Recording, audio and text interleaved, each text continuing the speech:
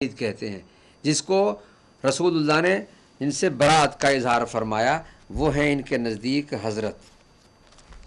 یہ ہے معیار۔ اب اگر کوئی انہیں اولی الامر مان لے تو یہ مجبور ہے نا تسلیم کرنے پر۔ اب یہاں ذرا دوسرا مورد بھی دیکھیے، آج چاہتا ہوں یہ ایک دو مورد بیان کر دوں تاکہ ان کے معیار اولی الامر کی وضاحت ہو جائے کہ ان کے ہاں کون سا معیار ہے۔ پیغمبر کی مخالفت کرنے والے، جن کو پیغمبر جن سے برات کا اظہار کریں، ان کی رائے سے کسی کو منتخب بھی کر لیا جائے تب بھی یہ کہیں گے یہ خلیفۃ رسول اللہ ہے۔ یہ دیکھیے، حدثنا يحيى بن بكير قال حدثني الليث عن عقيل عن ابن شهاب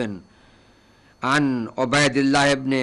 عبد الله عن ابن عباس عن عمر بن الخطاب رضی اللہ عنہم انه قال لما مات عبد الله، حضرت عمر آخری راوی ہیں اسے کہ جب فرماتے ہیں جب عبداللہ بن ابی بن سلول مر گئے، دعا لہ رسول اللہ صلی اللہ علیہ وسلم لیصلی علیہ، حضور کو بلایا گیا تاکہ آپ آ کر ان کے نماز جنازہ پڑھیں۔ فلما قام رسول اللہ، اب پیغمبر کو بلایا گیا اور حضور تشریف لائے اور ان کے جنازے کے سامنے کھڑے ہوئے نماز پڑھنے کے لیے۔ فقام رسول اللہ صلی اللہ علیہ وسلم وصبت الیہ، میں اچھل کے حضور کے پاس پہنچ گیا۔ فقلت یا رسول اللہ، میں نے کہا یا رسول اللہ اتصلی علی ابن ابی، کیا آپ ابن ابی پر نماز پڑھ رہے ہیں؟ وقد قال یوم قضا و قضا و قضا و قضا اعدد علیہ قولہ، میں اس کی باتوں کو بیان کرنے لگا، دوہرا رہا تھا ایک ایک کر کے کہ اس نے فلاں دن یہ کہا، یہ کہا، یہ کہا، یہ کہا۔ یہ حضرت عمر فرماتے ہیں کہ میں نے ایسا کیا اور حضور کو، یعنی حضور کو پتہ نہیں تھا ان باتوں کا، کہ جو انہیں پتہ تھا کہ انہوں نے یہ کہا تھا، حضور کو یہی پتہ نہیں تھا کہ یہ ابی ایسا ہے، اور حضور کو یہی پتہ نہیں تھا کہ انہوں نے یہ فرمایا ہے۔ کیا بات ہے ان کے مزاج کی! کہتے ہیں یہ گستاخی نہیں ہے، ہم کہیں تو کہتے ہیں یہ گستاخیاں کرتے ہیں، اور خود دیکھیے کہ یہ گستاخی نہیں ہے کہ پیغمبر اکرم تو نماز پڑھنے جا رہے ہیں، وہ کھڑے ہوئے، وہ نہیں جانتے تھے کہ یہ نماز اس کے لیے درست ہے کہ نہیں ہے، یہ اس نے ایسا کہا تھا یا نہیں کہا تھا۔ بڑے تعجب کی بات ہے، پھر میں کہوں، آپ کہیں، کوئی اور کہے تو ہو سکتا ہے۔ حضرت عمر فرما رہے ہیں کہ میں نے منع کیا، میں نے کہا یا رسول اللہ اس پر نماز پڑھ رہے ہیں آپ، اس کی نماز جنازہ ادا کر رہے ہیں، اس نے تو یہ کہا تھا، یہ کہا تھا، یہ کہا تھا، یہ کہا تھا، 4 باتیں کی ہیں انہوں نے، اور میں کہتے ہیں کہ میں ایک ایک چیز کو گنتا رہا۔ استغفر اللہ ربی و اتوب الیہ، ایسی بات کی جائے کہ جو پیغمبر کو پتہ ہی نہیں تھا کہ یہ جو جس پر نماز پڑھنے آئے ہیں وہ ایسا تھا، اور جناب عمر کو پتہ تھا کہ جو بعد میں مسلمان ہوئے، پیغمبر کو خود کو جو رسول اسلام ہے پتہ ہی نہیں تھا۔ استغفر اللہ ربی، یہ گستاخی رسول ہے، یہ سری گستاخی ہے۔ گستاخی تو وہ خود کر رہے ہیں، آپ کی اپنی کتاب میں لکھا ہوا ہے۔ یہ محترم صحیح بخاری، اب آئیے پھر بتاتا ہوں، آج میں چاہتا ہوں کہ اس صحیح بخاری کو بھی آپ جان لیں کہ کل کو پھر اس کا نام لیتے ہوئے بھی ذرا گھبرائیں۔ یہ دیکھیے یہ کیا لکھا ہوا ہے، یہ دیکھیے صحیح بخاری المجلد الاول،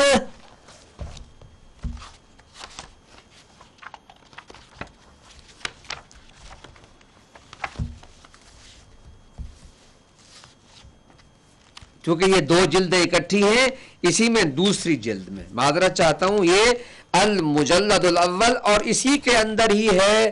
دوسری جلد، یہ 2 جلدوں پر مشتمل ہے۔ اس کے یہ لکھا ہوا ہے، یہ دیکھیے یہ لکھا ہوا ہے نمبر 1، یہ دیکھیے لکھا ہوا ہے 1 اور 2، 1 اور 2، تو دوسری جلد میں صفحہ نمبر 100 پر ہے کہ حضرت عمر فرماتے ہیں کہ میں جھپٹ کر پڑا اور میں نے کہا یا رسول اللہ کس پر نماز پڑھ رہے ہیں آپ، یہ تو یہ کہتا تھا۔ فتبسم رسول اللہ صلی اللہ علیہ وآلہ وسلم وقال اخر عنی یا عمر، حضور نے فرمایا کہ مسکرا کے ان کی اس حرکت پر حضور مسکرا دیا، کہا پیچھے ہٹ جاؤ، چھوڑو عمر کیا باتیں کر رہے ہو۔ اب یہاں پر آگے روایت چلتی ہے جو ہمارے یقیناً میں پڑھ لیتا ہوں۔ فلما اقصرت علیہ، مگر میں پھر بھی نہیں رکا، میں بار بار پھر میں نے شروع کر دیا کہ اس نے یہ کہا تھا، اس نے یہ کہا تھا، اس نے یعنی اس پر جو اس کے جرائم تھے، اس کے باتیں تھیں، اس کو بیان کرنا میں نے اور زیادہ شروع کر دیا۔ قال انی خیرت فاخترت لو اعلم انی ان زدت علی 70 فغفر له لزدت علیہا۔ قال فصلى علیہ رسول اللہ صلی اللہ علیہ وآلہ وسلم ثم انصرف فلم يمكث الا يسيرا حتى نزلت الآیتان من براءة ولا تصلی علی احد منهم مات ابدا وهم فاسقون۔ قال فعجبت بعد من جراءتی علی رسول اللہ صلی اللہ علیہ وسلم یومئذ واللہ ورسولہ اعلم۔ فرماتے ہیں کہ جب یہ آیت اتری تو میں تعجب کیا میں نے کہ میں نے رسول اللہ پر کتنی جسارت کر دی، جرأت کر دی۔ اب یہی حضرت وہ ہیں کہ جنہیں لوگوں کی اکثریت نے نہیں بلکہ چند لوگوں نے خلافت سپرد کر دی۔ اب آئیے یہ اولي الامر ہوں گے جو خود کہتے ہیں کہ میں نے جرأت کی ہے، پیغمبر پر جسارت کی ہے، میں بڑا حیران ہوا کہ میں نے یہ کیا کر دیا۔ اب انہی حضرت کو اگر آپ مقام خلافت عطا کر دیں گے اس معیار پر جو آپ کے ہاں ہے، تو پھر اس کا انجام کیا ہوگا؟ وہی ہوگا جو ہوا ہے۔ یعنی آپ کے ہاں معیار خلافت اتنا نیچا آ گیا، اتنا نیچا آ گیا کہ جو رسول پر جسارت کرنے کا اعتراف کرے اسے بھی آپ کہتے ہیں کوئی بات نہیں، لوگوں نے، یعنی وہ چند لوگ ہی صحیح، لوگوں نے جو بنا لیا ہے، خواہ وہ ڈنڈے کے زور سے ہی کیوں نہ ہو، اور دروازے پر کھڑے ہو کر کہے کہ خبردار کرو ورنہ گردنیں اڑا دوں گا۔ میں کہتا ہوں اگر رضا اور رغبت سے بھی ہو تب بھی یہ اولي الامر ہوں گے جو رسول پر جسارت کا اعتراف فرما رہے ہیں آپ کی اپنی کتاب کی روح سے، تو پھر آپ ان کے بارے میں کیا فرمائیں گے، کیا فرمانا چاہتے ہیں، کیا عقیدہ رکھتے ہیں، یہ اب آپ کی اپنی مرضی ہے۔ اب چونکہ وقت نہیں ہے ورنہ میں ایک دو اور بھی اسی طرح کے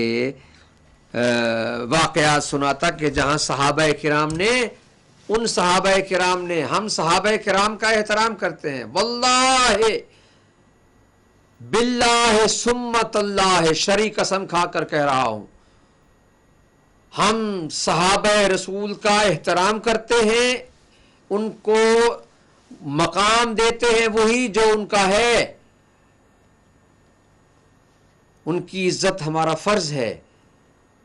وہ صحابہ کرام کے جو استقامت علی الدین پر،